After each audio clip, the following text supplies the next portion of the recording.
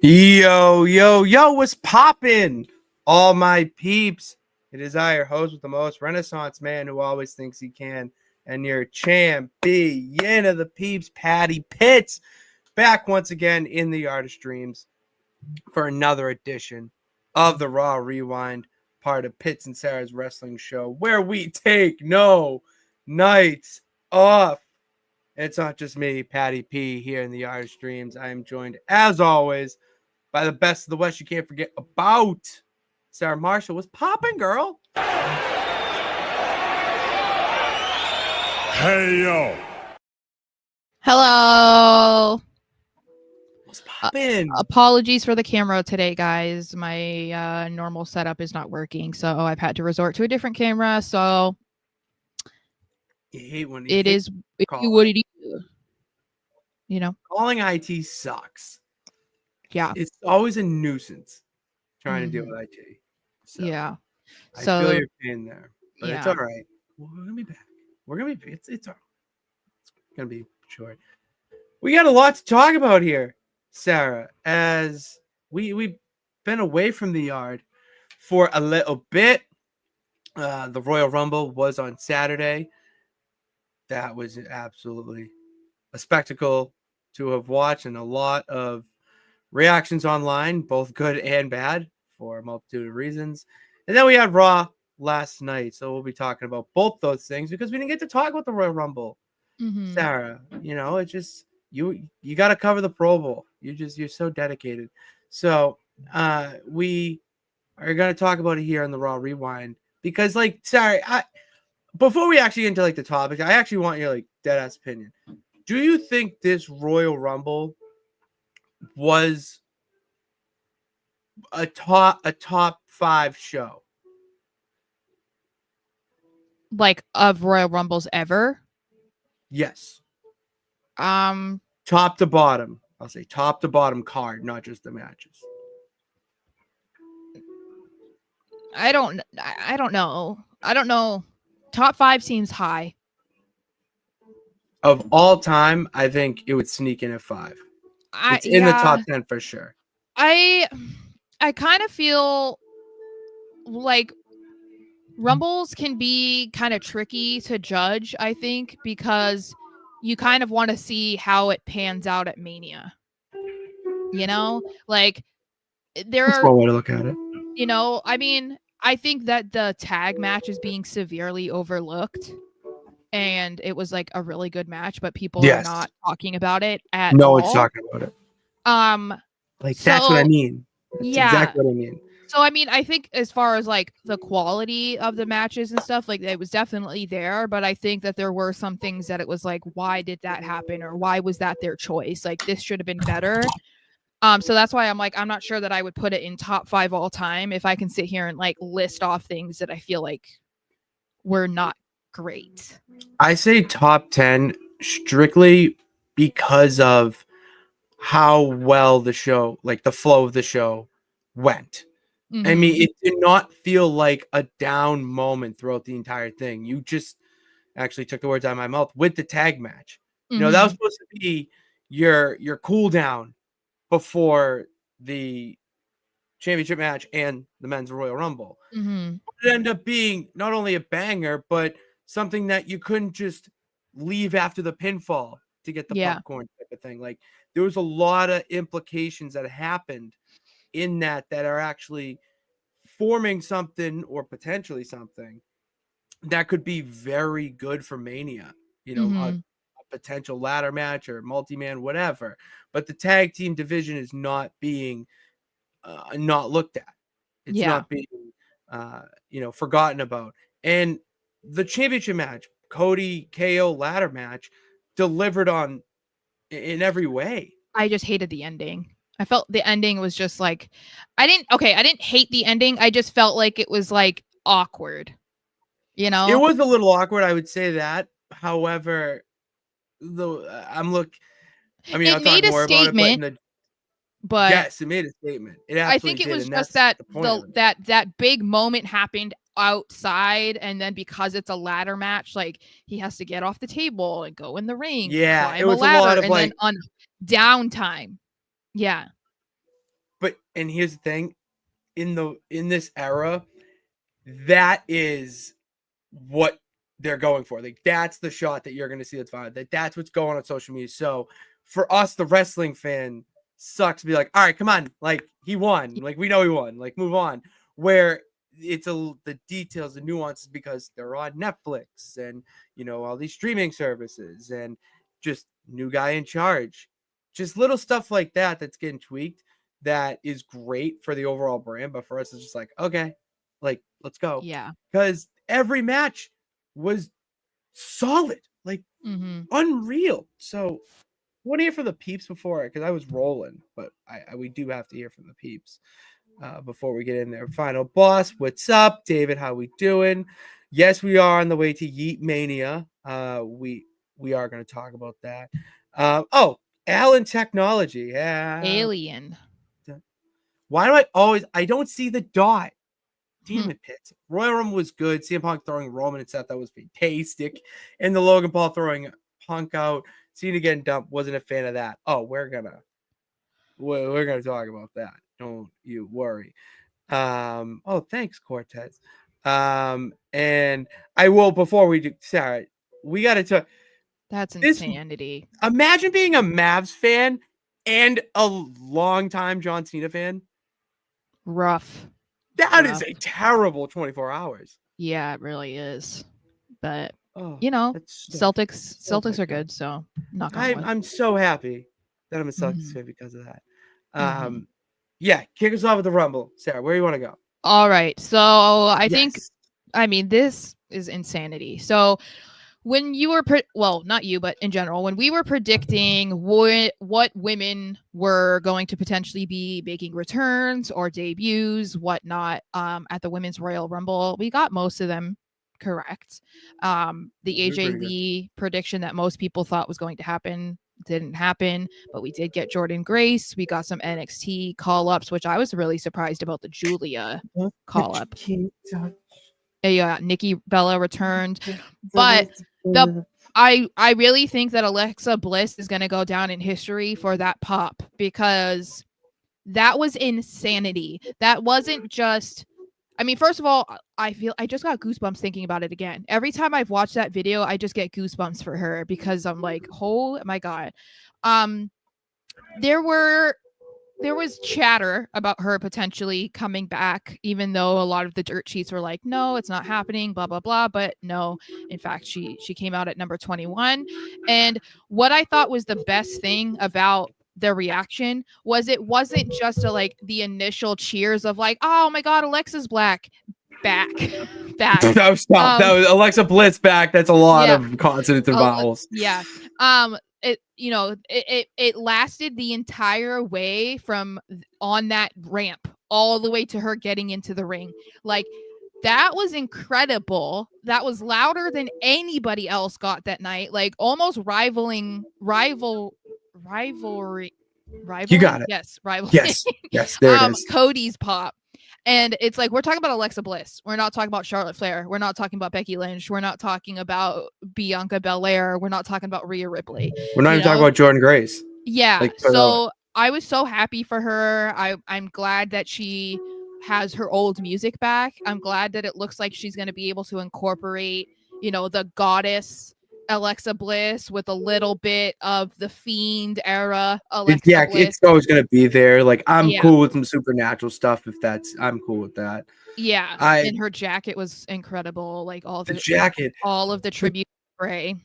Sarah, the thing that sticks out is that I didn't hear her entrance music. You saying that she got her old entrance music back, great. Oh yeah, I didn't know that. Yeah, the all I heard. Done it. Yeah, but I didn't. Yeah, I heard that, but I didn't hear anything after that because it was just crowd noise. Yeah, it was unbelievable how it, you said, went down the entire way. Yeah. And the fact that you couldn't hear her entrance music just still is mind-boggling to me. No one else. You could actually hear Jey Uso's. Mm-hmm. You know what I mean? Like, when he came That's out, why I'm like, this is gonna go down in history. Not just the pop of the year, but like pop of all time. Historic pop. And it's really cool because she's been gone for 2 years. I mean, her her baby is over a year old now. So like she's Yeah, been I thought- gone for a really long time, and I'm sure that, because she wasn't ever the Becky Lynch, the Charlotte Flair, the Bailey, or Sasha Banks, like I wouldn't be surprised if there was a little bit of her that was concerned that maybe people weren't going to react as, I mean, not react badly, but like not be as excited as like she was, because you could tell like she was immediately feeding off of that she lit energy. up. Yeah, she And lit up like a and I firefly. think that she was also like overwhelmed with just how incredible that reaction was. So I was just really happy for her, because like she's always been a really good wrestler. She's always been so good at anything that she was given to do. And the Raw roster needs her so bad right now. Oh, they So do. yeah. She, just because of her size does not mean that she should be But that's a big looked reason at. why she needs to be. Yeah, it's Because the Liv more. It's how Liv Morgan's look viewed now. yeah, and Like, that's Lyra basically it. and Ivy Nile, like there's plenty of girls that she can work with that are like equal size to her, where no one's gonna be like, Liv is so tiny, or I'm sorry, Alexa's so See, tiny, but like Yeah, comparison. So. exactly. So I'm really excited. I'm interested to see what they're gonna do with her. So, yeah, you're reading comments. Yeah. I wish that she lasted a little bit longer as well. But I mean, she was still in there for quite a bit. Final Boss also says the goddess is back. And Cortez says that he dropped his popcorn. I loved seeing those reaction videos. There's a lot of them on TikTok and Twitter and stuff like that of, people were reacting to every pick, but the just genuine excitement over Alexa was really cool to see. Thank you so much on Hinge main event Furrow. Really appreciate it. Thank you so much. I do love the Lily doll, and I love how she was like, I deny all plastic surgery claims. I don't know if you saw that, because she's a different version of. Oh my god, it's the video they took, the TikTok. That was hilarious. Yeah. Yes, CM Punk. Yeah, and I'm not saying that it's the best. I'm not saying Alexa's Pop is the best of all time. I'm just saying it's going to go down as like one of the best ones of all time, because like I'll throw the Hardys at WrestleMania. Like, yeah, like that type of, it's in that tier. It's in that echelon. Yes. And then speaking of returns, we also got AJ Styles, who also has his old music. Thank God. Thank God. And what's crazy is his music changed during the Triple H era. So it makes me wonder why they initially changed it, if he was now gone for however many months it was, and he just immediately goes back to it. Like, was it not his choice? Was it his choice? I don't know. But I think for the characters he was portraying as the dark AJ Styles, that lone wolf we saw in TNA, and this was Def Rebel's way of saying, all right, we're going to give you something like your TNA theme, and it's like, this isn't even close. But well, and his song works no matter what character, no matter what he does. Yeah, it hits. There's not many people who have an entrance song that actually can play both ways, so that was really exciting. Very glad that he's back in general, because we know that he suffered an actually like horrific injury that has retired plenty of athletes. And so, and he had tweeted not that long ago about how this injury was really kicking his ass, and like it was taking a lot longer. What I did not expect this at all. I know we didn't even predict that at all. Yeah, because he said that his injury has been bugging him and that it's been challenging. Yeah, he just said one word and I was like, all right, he's done. Yeah, I know. And it's funny because I'm like, when we were sitting here being like, okay, what man can return? We didn't, neither one of us, no one in the chat either said anything about AJ Styles. So that was really nice to see, because someone making an account just to troll me. That's cute. But anyway, so happy he's back. He also got moved to Raw. So I'm intrigued. What do you think? I don't hate it. I feel like they've moved him a lot though. So like, cause he was on Raw, then he moved to SmackDown. Now he's back on Raw. I don't hate it. I just want to see what their plan is, because it feels like there's a lot of big names on Raw and they're kind of all intermingled with something. And it's like, okay, where does AJ Styles fit in this mix? So I mean, I think it's good if we're thinking about potential storylines and who he can work with, because obviously the last person he was working with was LA Knight. So it's like, okay, if he goes to SmackDown, that's not going to be the guy. Roman's off doing something else. Solo Sikoa is off doing whatever. Roman's hurt. Yeah. Roman's injured. And I guess he could go after Jacob Fatu, but like, how many people do we really need to see, like going after do you really the want bloodline to go after him? Like, do you really want to go after Jacob Fatu? I don't. Yeah, I mean, for real. I know. I'm okay. I mean, it would be good. Yeah, this is what people. I saw people saying this. Oh, that's right. Which, to be fair, Sarah, I'm not. I'm interested. I'm not saying I'm not interested, but I feel like, I don't know. I feel kind of bad when someone gets stuck with a person like that for a WrestleMania match, because I feel like AJ Styles is above having to like cater to Logan Paul. Yeah, but here's the thing. I think it's more beneficial for AJ because Logan Paul has the millions. I'm thinking like views and. I mean, I guess, but it's AJ Styles. It's not like some random Joe Schmo. I think he's incredible to work with in the ring for what he's doing. Yeah. But anyway, so we kind of already talked about this, Cody Rhodes and Kevin Owens, but we can go into it a little bit more. So I think that this, I would say, probably exceeded expectations.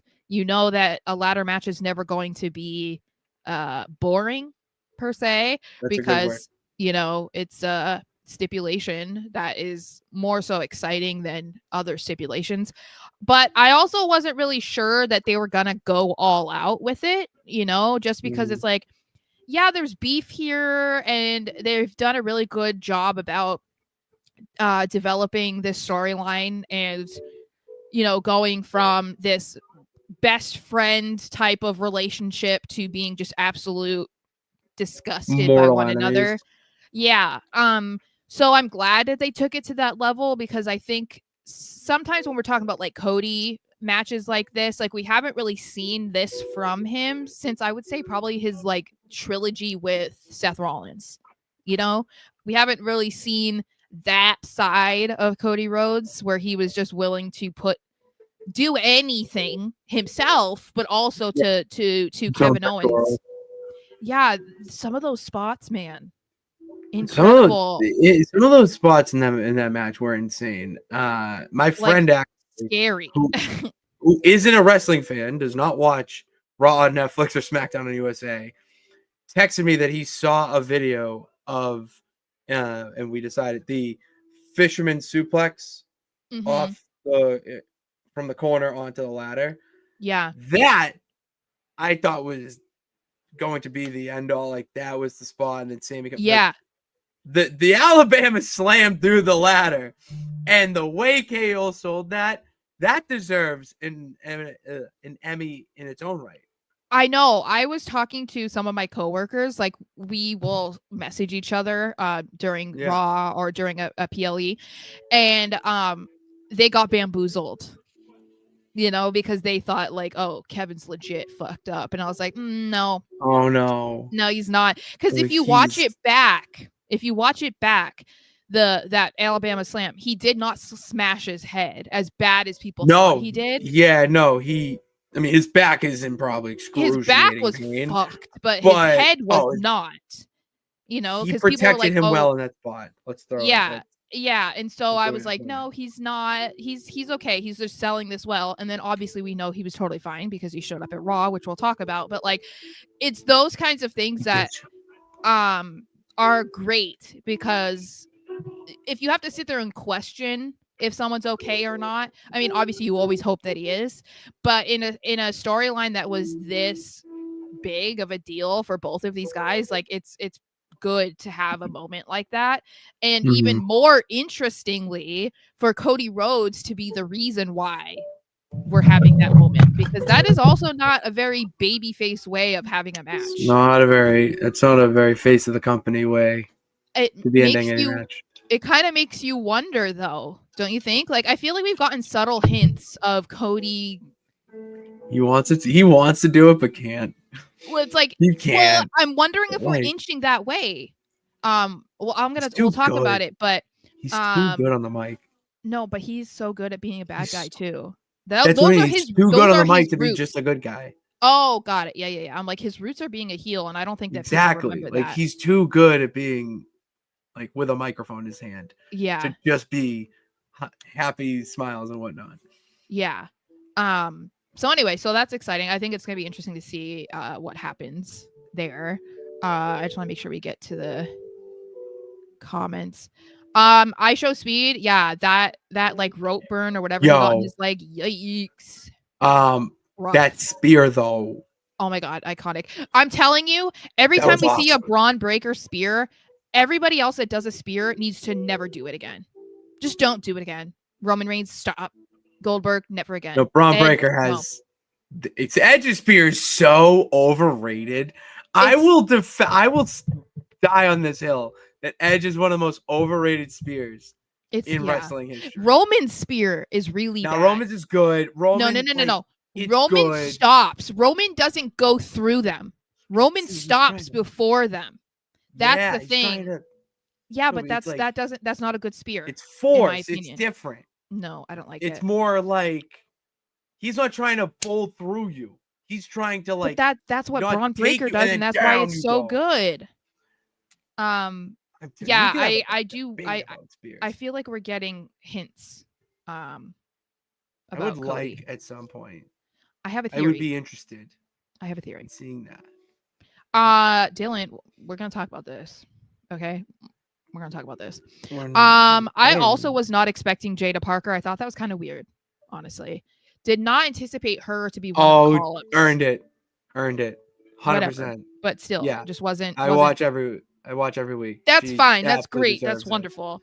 So we were talking about earlier the tag team match that people are kind of overlooking with the Royal Rumble, and I was right about DIY retaining, but what made it a little bit more interesting was the Street Profits coming out and helping DIY retain. But like, so you were like, that was like, what? Really. But then they go after DIY at the end and hold up the tag titles. So, getting back in our good graces, I guess, at the end. So the Street Profits look like they're going to be finally going after the tag team titles, looking back to being relevant, like we've all been asking for. And I'm into it. I'm excited. I feel like the SmackDown tag team roster, at least, is picking up. And we kind of felt like that was going to happen the second that they signed Motor City Machine Guns, and so it feels like, okay, we're finally getting to that point. The motor's starting to go. Mm-hmm. There's too much talent on that SmackDown roster to just do nothing with the tag division. You have so many good tag teams, entertaining tag teams. The Street Profits easily are up there as one of the more entertaining, and then on the opposite side of the spectrum, you have Pretty Deadly, who are different in how entertaining they are. Point is, they both should be in a ring and both should be competing for the tag titles. So yes, just bring it. Like, let's keep it moving. I know, and I'm kind of hoping that that's what is going to happen. Maybe the Street Profits are the next ones to take the tag titles. Maybe they're the ones that take it off of DIY. Maybe eventually we see Pretty Deadly take it off the Street Profits. I don't know. But I'm into it, and I really hope, the biased side of me really wants to see Pretty Deadly used more, because I think that they're severely underrated. Honestly, just put them on television every week. They don't have to have the tag titles. Like, they don't. No, I know.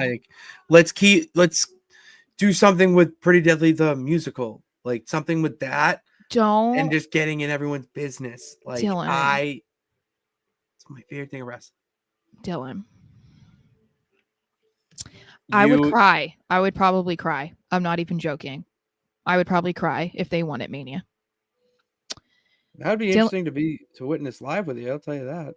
Well, we won't be there live, unfortunately. Well, but Kind of. But I don't think it's a bad idea, because if you follow them on Instagram specifically, they are used so much in like publicity stuff for WWE, like all the time. They're on news channels, they're promoting Netflix, they're promoting WWE UK, like they're everywhere. So it's just one of those things that they're not really translating it to having them on TV, which is just unfortunate, because if they're good enough to represent your brand, then they should be on your brand, don't you think? I think so. So let's get to the hottest debate here.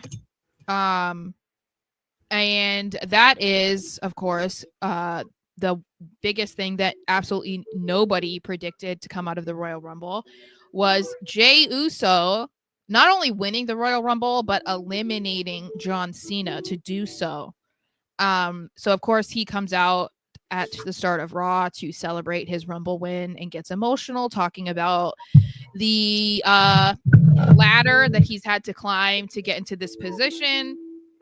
And there has been quite a reaction about Jey Uso winning the Rumble. So me and Pat disagree slightly about that decision. The music is getting loud, by the way. Oh, I can shut that off. Hold on. It's okay. So I was not happy about it. Pat, I feel like, was more so indifferent, because nobody. Shook. Well, yeah, but I feel like I don't think that you were like happy, but you weren't upset, because like you're a Jey Uso fan, so of course you're like, yeah, no, that's great. But yeah, you also weren't like excited that he was the winner necessarily. You know what I mean? I was excited for the ending itself. Like my whole stance with the Royal Rumble is I should not be able to predict who's going to win from, A to Z, basically, like, and how they're going to do it, etc. Like, and that's why I loved, and that's why I'm a fan. I don't want to say I love it, but I'm a fan of Jey Uso winning the Royal Rumble, because it was so out of left field. You didn't expect it, but then once you start putting the pieces together, he's walked out to the ring with Quavo and Travis Scott. He had Lil Wayne wrap him out to the ring at WrestleMania. Like the entire crowd they just do this, like, and just the crowd does it. The entire crowd.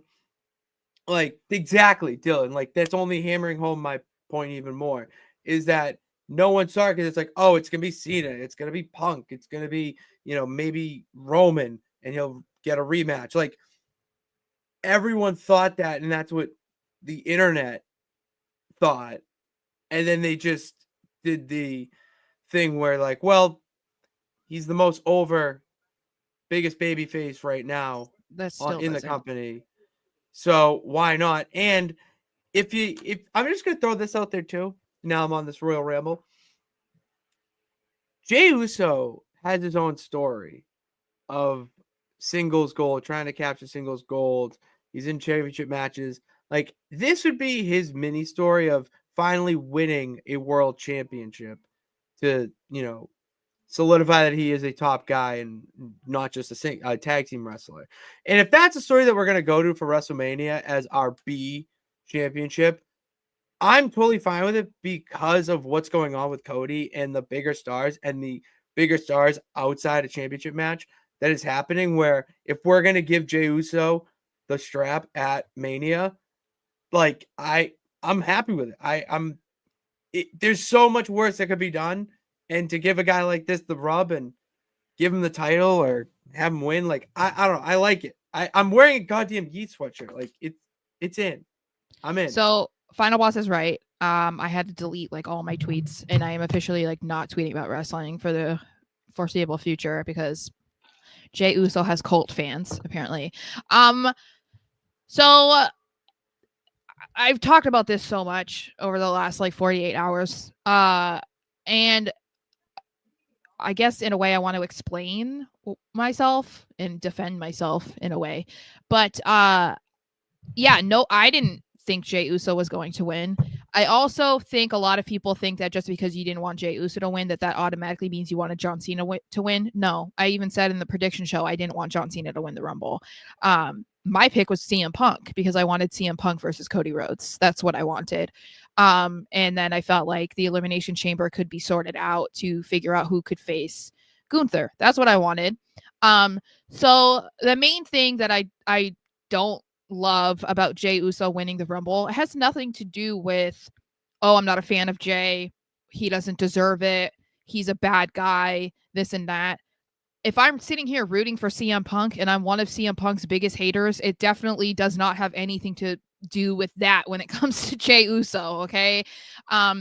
It's just what is expected to come out of his Rumble win. I do not want him to face Gunther. I do not want Gunther to drop the title to him at WrestleMania. I think that's completely ridiculous. Like, if you want Jey Uso to be a WWE champion, world heavyweight champion, that is fine. It should not be coming off the back of Gunther. I think that is ridiculous. And it's not even just because I hold Gunther in a high regard. You don't have to like Gunther. You don't have to be a fan of Gunther. But let's look at it. Gunther has beaten him 3 times clean. One time was a week and a half ago. Why do we need a 4th match? Why do we need to see that 4th match at WrestleMania? That's my biggest issue. That's why I don't want to see it. That's why I didn't like that Jey Uso won. And I get it. I've been on here and I've said before that I don't feel like he's a main eventer. I still feel that way.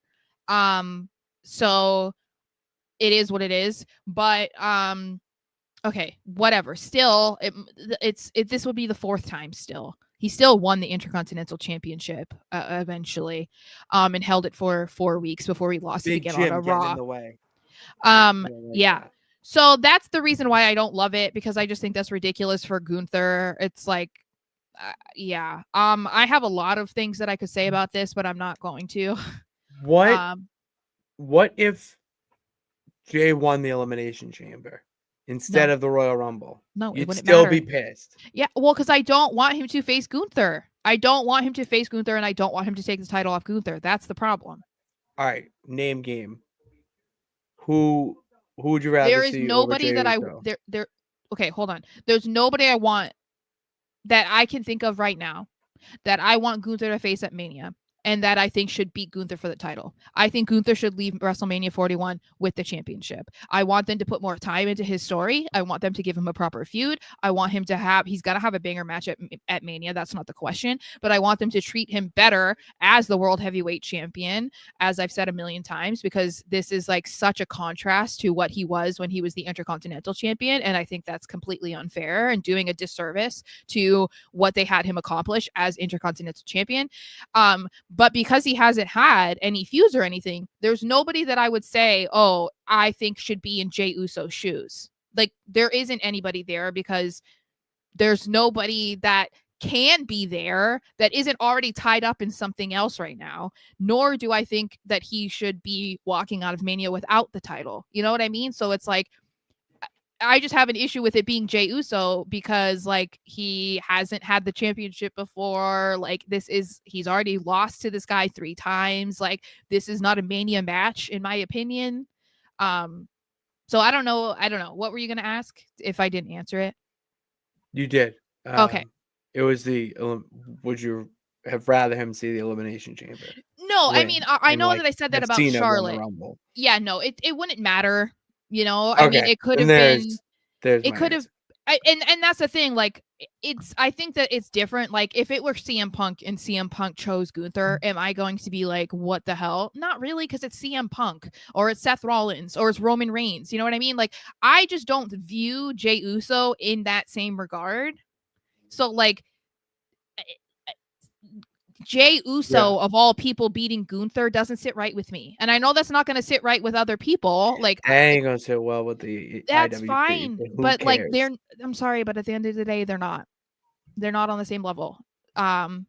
It's the Yes Movement 2.0. But let's get woo, you know it. It's let's get something let's get something straight about the Yes Movement. There's a massive difference between Daniel Bryan and Jey Uso.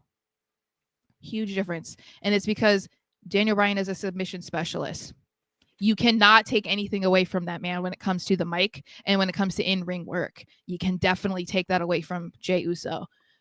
So to me, it's like, yeah, they're, they have a catchy phrase and a catchy song that people react to. But again, I also think that it's silly to say that just because someone is super over, that somehow warrants them to be the WWE champion. That's not true. There's plenty of people who are super over that never become champion. So I don't think that that's necessarily, let's not look too far back. LA Knight, they completely missed out on LA Knight, and no one's saying anything about that.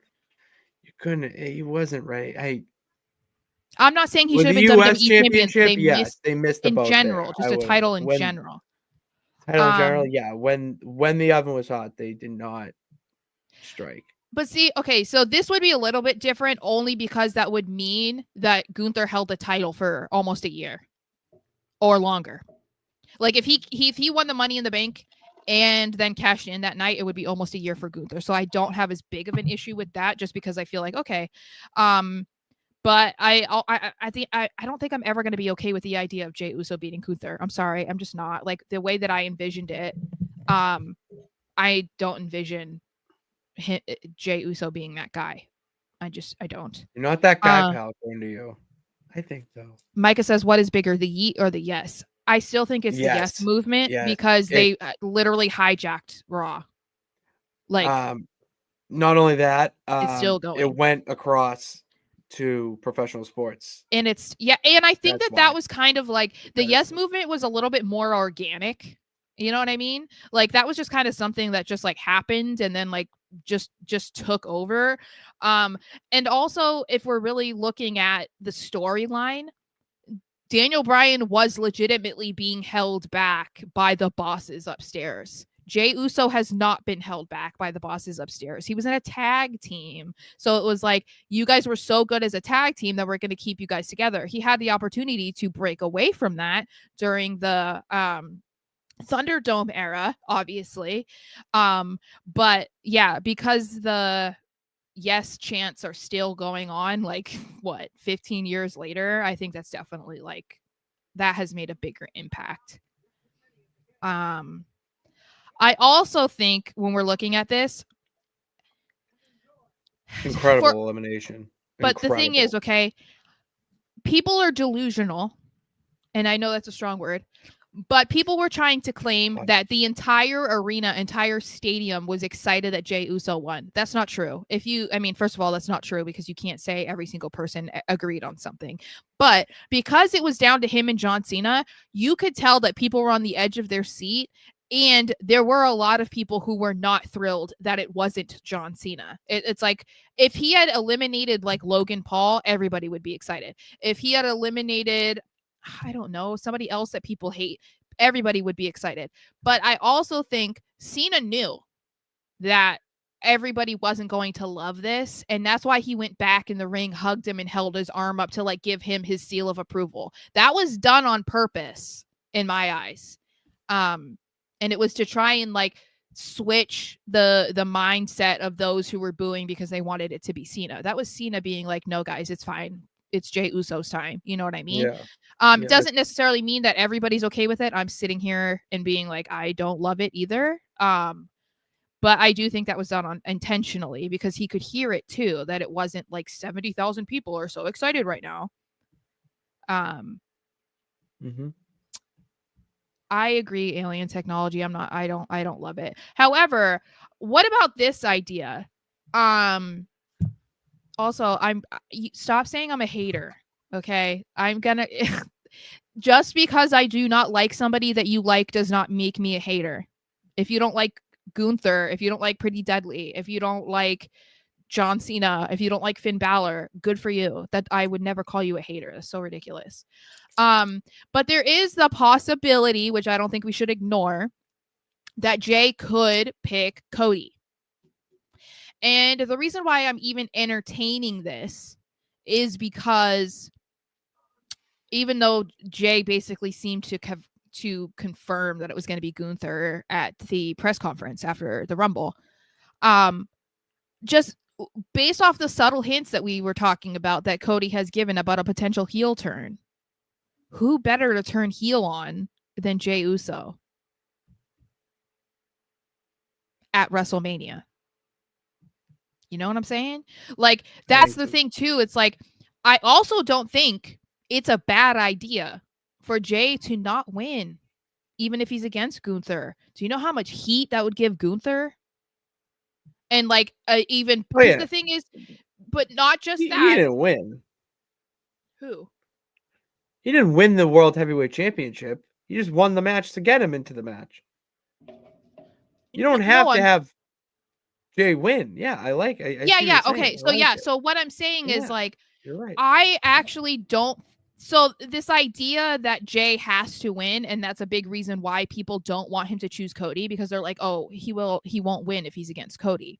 First of all, I don't think that's necessarily true. I think if Jey were to drop a title, he would probably drop it to Jey. I would not be surprised at all if he was like, yeah, do that, because it would be going from him being a first-time champion to him being a first-time champion. You know what I mean? So like, I could see Cody being completely down with that. However, there's no written rule that says just because you won the Royal Rumble, just because you have a title match at WrestleMania, that you have to win the title at WrestleMania. There's nothing that says your first championship can only be valid if it was won at Mania, or that it's only going to count to the fans if it's won at Mania. Plenty of people who won titles, and especially their first one, did not win in at Mania. Let's look at Jey Uso. He won his first singles title, the Intercontinental Championship, on a random episode of Raw. If we're going to compare it to a Daniel Bryan like storyline, he has to lose at Mania because he has to look like an even bigger underdog, right? Like, you have to like beat them down so that when he finally gets over the hill, it's like, oh my God, similar to like what they did with Cody Rhodes. That's why they had him lose against Roman Reigns the first time that they matched up, because the second time a year later was so much more gratifying than had he won it at WrestleMania 39. I would argue that's not a bad idea to do it with Jey Uso. And that's not coming from like, oh, I don't want him to win. If that's the thing, I'll get over it. It's not that big of a deal. It doesn't impact my life that much. If it were my choice, I wouldn't want that to happen. However, I don't know that it like, because we talked about it with Cody specifically, where we were like, you know what, we're actually happy that they waited until WrestleMania 40 for him to win, because it felt so much better. I don't see how that would not be similar to how some Jey Uso fans would feel about him winning the world title, because after he wins the world title, then what? What's he chasing? Thought. You know what I'm saying? It's like, who's he facing? Well, and you're yearning for him to like keep going and to keep proving himself and to proving the doubters wrong, right? And like overcoming all these obstacles and being this single star. So you're telling me he's going to win the Rumble at the beginning of February, and then mid-April the story's already dead because he wins the title? Like, that seems kind of boring to me, because he's only had one championship match against Gunther for the title. Right? It's been one, because he had 2 intercontinental title matches. So no, I don't know. He had 2. No, he said 2. He had 2? Matches. Saturday night's main event, and then Raw. Oh, right. Okay. Well, regardless, so like, you know what I'm saying? Like, I just think that there's an argument there where it could be like, you know what? Actually prolonging this a little bit more isn't a bad idea. What if he wins it at SummerSlam? What if he wins it at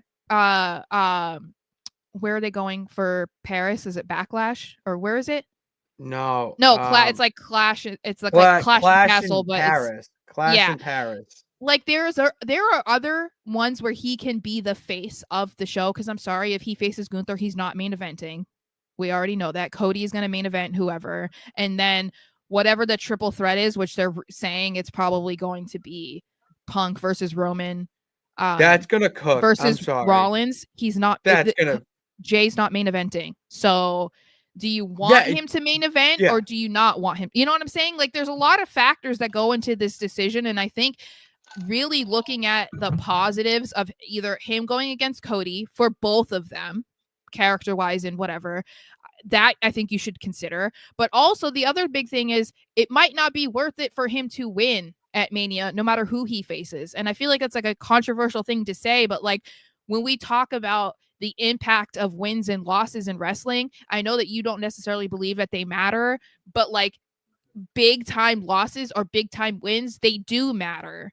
But it also the timing matters, you know? And I think that's a big thing that gets lost on people, that sometimes you don't want what you want right now because waiting is better for the long term. You know what I'm saying? Just something to think about. It's definitely something to ponder. My foot fell asleep. Yeah. Let's see. Okay, that's no. Absolutely not. I don't know where that's coming from. Oh, the comment. Sorry. Yeah, Sarah, you used to be the hate. What? Sarah, you should be used to the hate being. Oh yeah. Yeah, but see, like I'm more confident when it comes to like hating on me for being a sports, you know, the sports teams that I'm a fan of. I'm a little bit more. I that doesn't bother me. I get more affected actually of the things that people say to me about wrestling. That bothers me a lot more because wrestling fans are a lot nastier.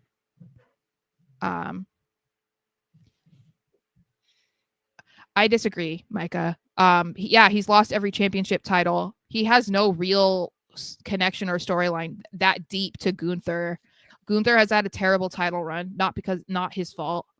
But I think we all felt this way about Cody losing to Roman at WrestleMania 39, and I think that we can all say that we were pretty happy about him winning at 40. So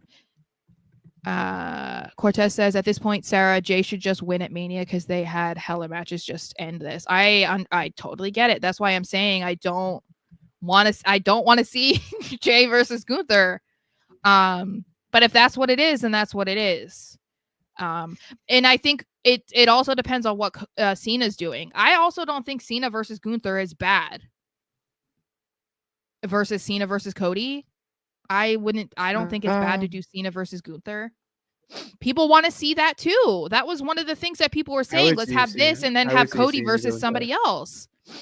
You know? Yeah. They would cook. They would cook their promos back and forth, brother. That's way more exciting, and I'm a big Cena fan. But anyway. Okay, moving on to another interesting topic, and I have a lot to say about this.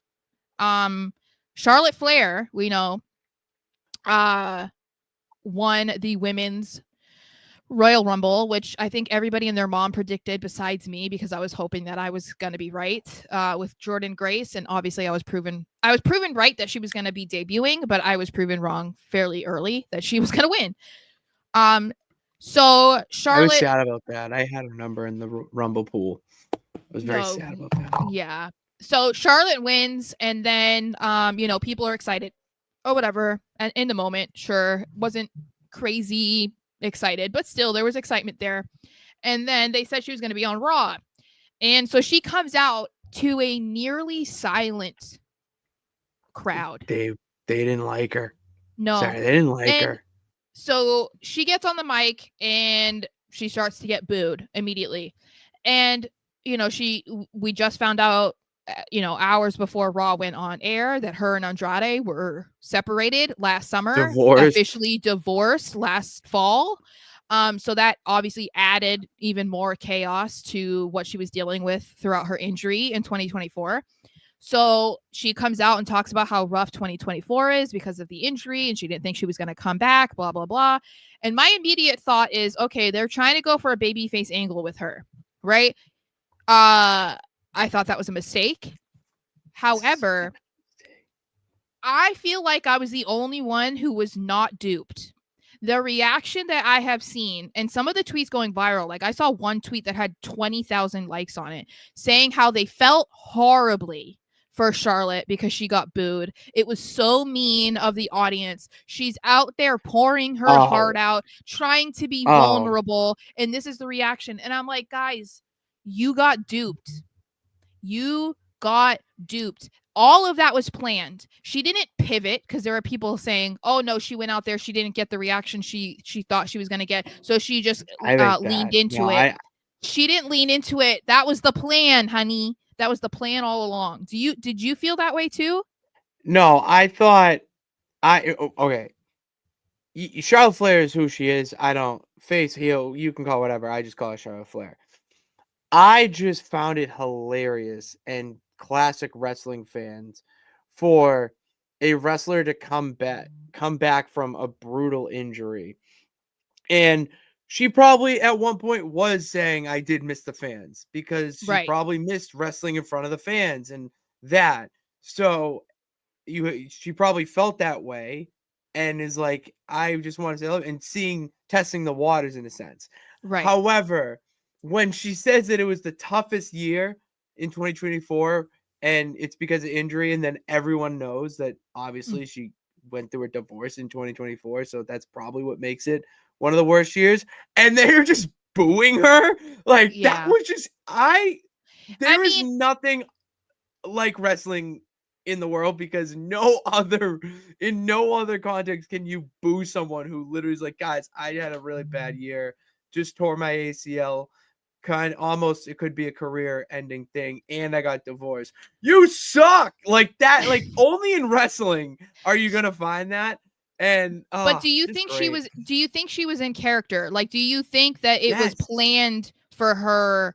Like, she was expecting to be booed, or she was like the plan wasn't for her to come back as a baby face? I am more on your side where she leaned into it and planned and whatnot as soon as Rhea Ripley came out because no one in their mother would boo Rhea Ripley right now. I think That's the daughters and thing. mothers idolize Rhea Ripley right now.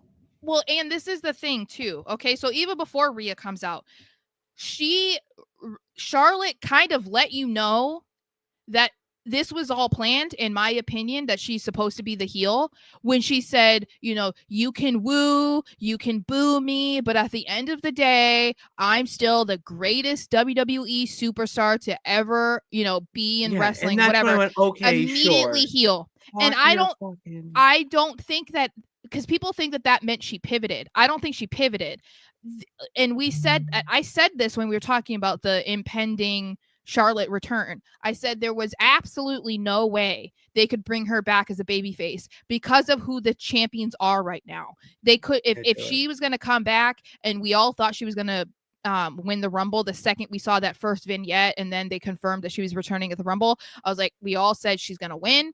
And we all were like, she can't be a babyface because she ain't going to get cheered over Rhea Ripley, and she's not going to get cheered over Tiffany Stratton. Then she throws in that she's going to be on NXT and gonna be talking to Julia. She ain't getting cheered for over Julia either.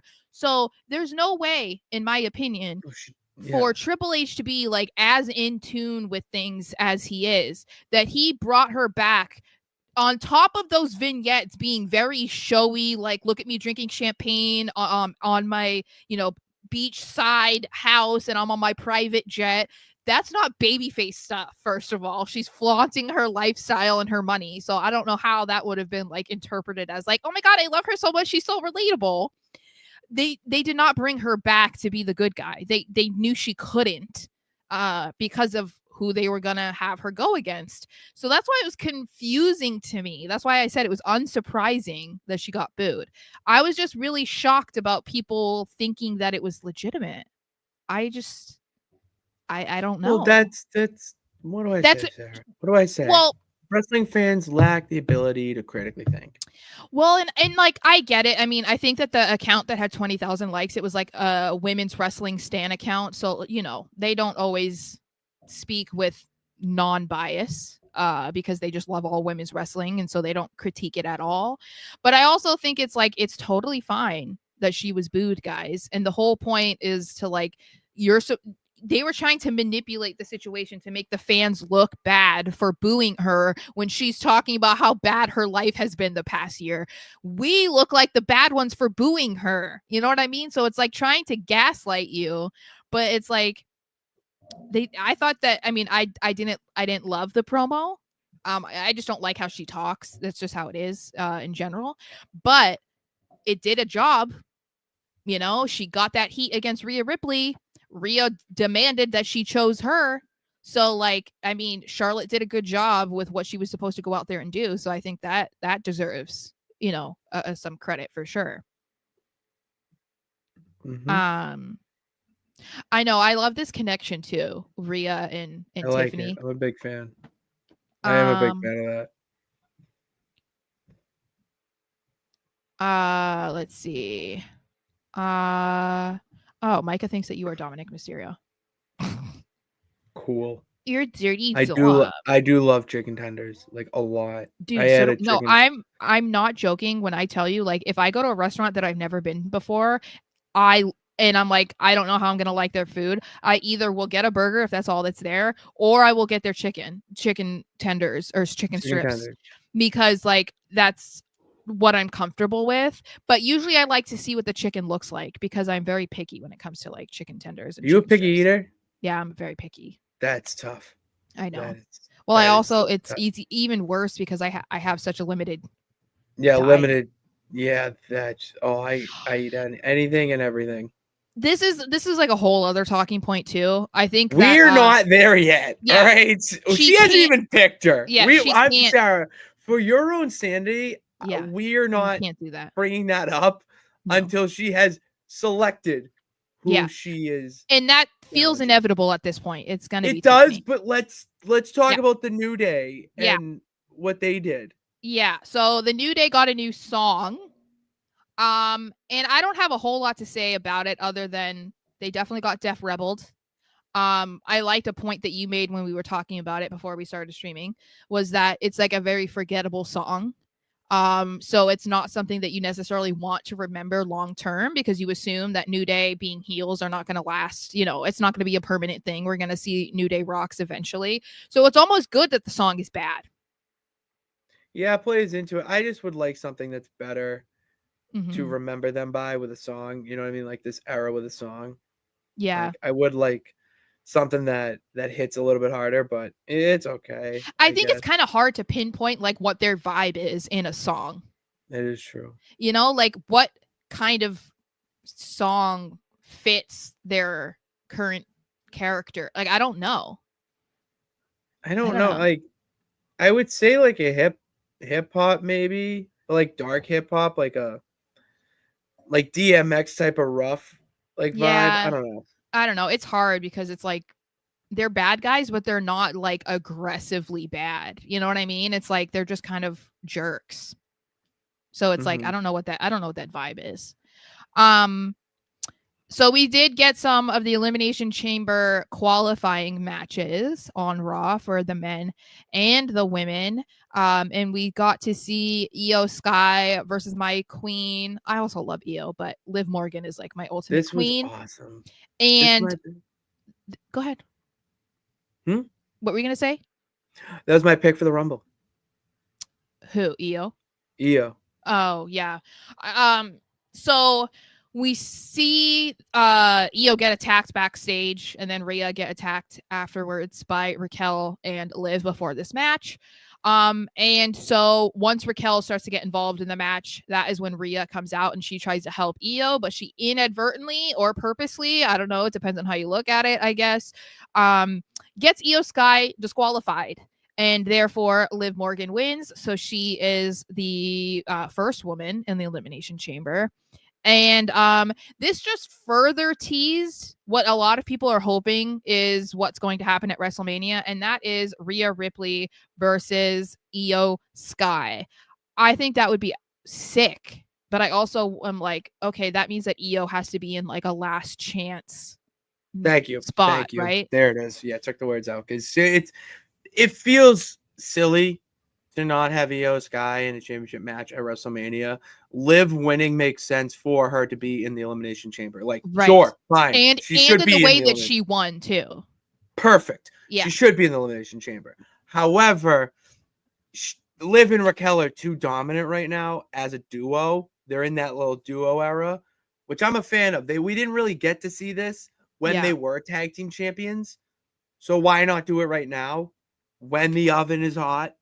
So I'm totally fine with this. And they're definitely going to have some sort of last chance match for both men and women. So why not just do it? You know, like why not Well, just have Io take this loss right now, have this standoff with Rhea, because mhm. that's only going to set up like a stare down whatever for the video package for Mania. That's my mind goes. Yeah, and it feels like Io has grounds to demand to be, sorry, I have hiccups. She has grounds to demand to be in the last chance match, not only because she lost, which all the losers that get put in, but because she didn't lose She didn't herself. lose. She didn't get pinned. She didn't get Yeah. pinned. So I think that's what we're gonna see. I mean, as of right now, that's what it feels like is gonna be the Mania match. Like I said, Rhea versus Io, and I think that's killer. Um, really great to see Io still being put into that spot too, because once she lost the title last year at Mania, she kind of was just like, you know, that everything with Damage Control was kind of iffy and weird, and then they split them up and they tried to do the tag team thing and whatever. But I'm glad they're still showcasing Io because I feel like even if you're not like necessarily a big fan of her, you do appreciate how legitimately great she is at wrestling. And her versus Rhea would be incredible. I don't think that Io has a chance to win, but they would do crazy shit yeah, in that really match. be good, very good. Okay, Micah, if we are getting a Lilo and Stitch trailer on Super Bowl Sunday, I'm not watching the Super Bowl. But I Lilo and Stitch is one of my favorite movies. Okay, favorite Disney movies. Stitch is one of my favorite Disney characters of all time. And I don't know if I will be able to emotionally handle um like life version of Stitch. Like I think I would start sobbing because I cry in the Disney movie. Yeah, I cry at the Disney movie. So if I can see a Yes, realistic I cry at version movies. of Stitch, I would probably bawl my eyes out. I cry during Wicked. Like I don't. Oh, I haven't seen that. I don't go to Oh the my movies. god, I don't go to the movies. so good. So I just Such a wanted good to movie. mention this too. Next week we will see more Elimination Chamber Elimination Chamber. qualifiers, and we're gonna see Lyra Valkyria versus Bailey. You assume Bailey's gonna win because, like, as great as Lyra is, there's no reason for her to be in this match because she is the women's intercontinental champion, and therefore she should be having her own matches and her own title defenses. Instead of just being thrown around and being like, oh yeah, remember she's the first ever women's intercontinental champion. So I kind of hope that's what happens. But still, a good match, a good matchup. Yeah, we'll see. Then Chad Gable seems to have told us that he's going to be training to be a luchador. Maybe. I mean, he kind of did. He told American Made. He's like, I want to see you two have championships. I want Ivy Nile to have a championship, and I'm going to be a luchador. Yeah. Like, I get you lost to them. Yeah. So I guess this is his vendetta. Well, and that's why I'm like, I wonder where this is coming from. Like, he lost to a luchador, and then he's like, I want to face the best luchador, and it's Penta. And then he's like, I'm gonna become a luchador. I'm like, where did this come from, though? Like, what he beat him so bad. He's like, I have to know ball. I have to become you. It's very, very heroic, super heroic, or villain. I mean, I don't even know. Arc. There's an arc there. It's his villain origin story, a luchador. I am really curious to see like what becomes of this and like if he really does come back and is like doing more flips and like luchador-esque wrestling, because I'm like, if that's what they're going to do, like they want him to become a luchador or something, I want them to go full out with it. I want them to just be like so over the top, like not racist, obviously. I don't mean that. No, but I mean, no. I mean over the top is in the moves. style. Yes, the style. Like honestly, this is gonna sound crazy, but take something that AEW is doing very well. Mm-hmm. I'll even shine MLW in there because I actually, in the conversation I had with Brett on our channel, we talked a lot about the luchadors that wrestle and compete in MLW, and they're some of the best in the world. It's a different style that you can cross over into WWE with that style, and it can be done very well. Look at Rey Mysterio. Look at how Penta's adapting. He doesn't have to use all his crazy moves, but he's still using moves that look devastating, you know? Yeah. So I'm a fan. I would be interested to see Gable just like steal a bunch of their moves. Like if he just comes out and does the 619 or something. Oh my! If Chad Gable, that would be incredible. I feel like that would be Chad. funny because it's like when you're talking about WWE fans and their familiarity with luchadors, like obviously the 619 is very identifiable to them. So if he could do some of those types of things that we associate with certain luchadors, I feel like that would be kind of funny and also like add a lot to what he's trying to accomplish, you know? Well, you know what's crazy is how the Destroyer, which Mhm. now Penta we're calling the Mexican Destroyer. Mhm. You know, that was created by Petey Williams. Like Petey Williams originated that, and now it's became like a big luchador thing. Yeah, I think I remember you telling me. Like that was Petey Williams and the Canadian Destroyers what got me into TNA. Like Mhm. that is what hooked me. And Yeah. then AJ Styles, Smojo, and all the big names that we talk about here on the show all the time kept me in. But the Destroyer is something that has been overdone in AEW and I think on the indies as well. But they have done a good job protecting it in a Yeah. sense in WWE with when they use it. You know, they're Mhm. not doing the crazy like destroyer for destroyer spots. It's like, all right, Yeah. I know I'm at an indie show, Yeah, which well, is cuz fine, there are but I certain don't want that on things WWE. there are certain moves where it's like it's really cool, but the reason why you appreciate seeing them is because you don't get to see it that often, you know. Um, but yeah. Go watch Um, Commander. then we got the men's elimination chamber qualifier, which was the main event, which was CM Punk versus Sami Zayn, and I was convinced Punk. Okay, first of all, coming into this match, I was like, Punk's winning. This was During the such a good match, match. it was. Such a good match. It just reminds you like how good Sammy is. You know what I mean? Because I feel like when Yeah. you look at this on paper, you're like CM Punk's good, whatever.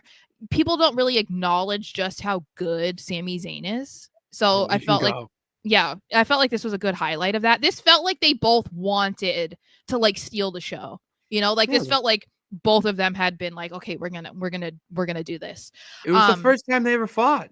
I know, which is It's insane. insane. It's insane. Um, okay, so coming into this match, once it was announced, I was like, okay, Punk's winning, right? And then during the match, I was like, Punk's losing. The second he started talking shit audibly, like loud to Sammy in the match when he had him up the turnbuckle, I was like, oh, he's losing. This is always his tell because like every other time he's done that in a match, he's lost it. So I was actually kind of surprised that he won after that. Not because I didn't think he was going to win, but I was like, you other times you've done this, it led to you losing. But I was okay. I mean, you assume that the men's elimination chamber is going to be stacked. I saw somebody in the chat say that. So Punk obviously is joining John Cena, who declared that he was going to be in the elimination chamber, didn't even have to earn it. Yeah, you gotta buy. CM Punk said. Yeah. And next week, we're mean, going to see another qualifying match between Rey Mysterio and Logan Paul. Clearly, Logan Paul is going to get in, I would assume. Like, I don't think they put him in. what? I know. You don't think Rey Mysterio is gonna compete in the Elimination Chamber? I mean, he'd be incredible, but I don't see it happening. No, it's gonna be Logan Paul in the Elimination Chamber. Yeah, Logan Paul. And Logan then, Paul, CM Punk. They're all. oh my gosh, maybe that's how we get AJ Styles in there too, because people think AJ versus Logan. So AJ will be in the Elimination Chamber, maybe. And then they go from there. AJ Styles, John Cena, CM Punk, Seth Logan Rollins, Paul. Yeah, Seth Logan Rollins. Paul. Who am I missing? There's one more. Roman. No. Oh, they're gonna probably have. They might have Roman. I don't know. We'll see. Yeah, But oh my god, dude! I know that's what I'm like, saying. That's unbelievable. It's gonna be incredible. Yeah, Micah says Cena, Rollins, Logan Paul, Oh. Karrion Kross, and Drew McIntyre. Interesting. Cross does not get the goddamn love he deserves. I know. Okay, we are big Karrion Kross stands on this show, and Yes. let's not forget Karrion Kross is in the head of Sami Zayn right now. I know. And it's only continuing his little thing he's got going on, which is corrupting the good people, the nice people. Look at what he did to New Day. Poor Big E. Yeah. But the best part, I would say, I mean, okay, it's not the best part. The match was killer. Something that I was very excited about was Kevin Owens emerging at the end of the match, black eye and all, proving everybody, yes, he was alive. He was still alive. And it took about 0.2 seconds for him to go after and pile drive Sami Zayn, which has me so excited. because I just love what Kevin Owens is doing right now. I love that he's using the pile driver in the way that he is because it is a banned move. So he's using it to just like absolutely destroy people. Pile driver nonetheless. I know. So him hitting this on Sammy, we're not even sure exactly why, right? Because Sammy did come out during Cody and Kevin's match at the Rumble. He didn't do anything to help Kevin retain. I'm not really sure what he was supposed to do after the Alabama Slam, to be honest. Nothing. The answer is nothing, Sarah. You do not do anything after getting Alabama slammed through a ladder. Okay. Yeah, so I feel like Kevin's just mad because obviously he didn't leave with the title. And this just has me excited because this means that oh my god, why are there these okay. Like okay. Anyway. Oh, we're gonna finally get Sami Zayn versus Kevin Owens. I mean, people are saying that they think it's going to happen at Elimination Chamber because it's in Toronto. Is it in Toronto? Is it in Canada? Vancouver? In Toronto. Okay. I feel like that would be a mistake. I want to see this at Mania. Oh, 100%. Oh, 100%. And not a rematch. This is set for WrestleMania. No. Yeah. What do you mean? Whoa, what do you mean rematch? No, I just said people want to think that it's going to happen at Elimination rematch Chamber. From Elimination. No, it's one shot. Elimination Chamber is not where you have this. I get like, oh, they're both from Canada. That's great. No, this is a rivalry that deserves a one-on-one match at WrestleMania. 100%. Yeah. And I feel that we're going to get it at Mania because of what we just saw. So the pile driver has taken people out besides Cody for like 3-4 weeks. If that's the case, Sammy's missing Elimination Chamber. So that to me, it's like easy for them to prolong this and put this out as a Mania match instead, of an Elimination Chamber match. And I feel like Kevin is in good hands to draw this out on himself because he can just try to explain himself on SmackDown or talk trash or do whatever until Sammy is able to come back, right? I think, it would be a big miss, I feel like, if they did this at Elimination Chamber instead. So I hope that's not what they do because I want to see this. Kervin is not excited about it because they faced each other before, but it's not the same, I feel like.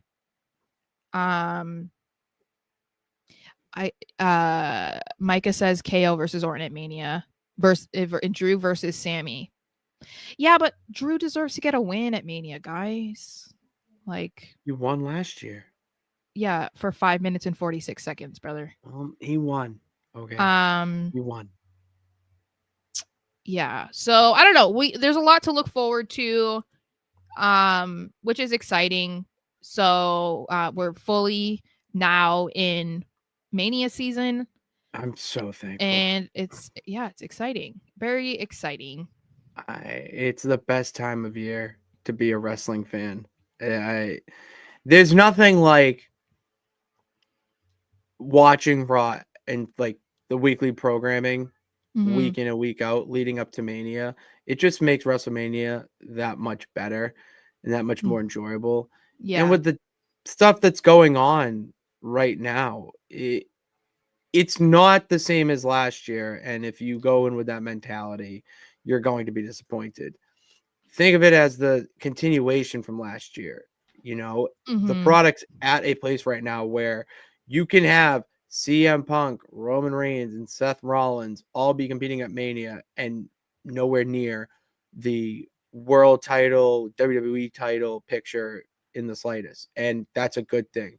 You have the tag team division on the up and up. I mean, I've already seen people in the comments here and I think online talking about a 6-way for the Intercontinental with like Penta, Braun, Ludwig, Shane. Like that type of excitement only happens during WrestleMania season. So let's be thankful we're in it.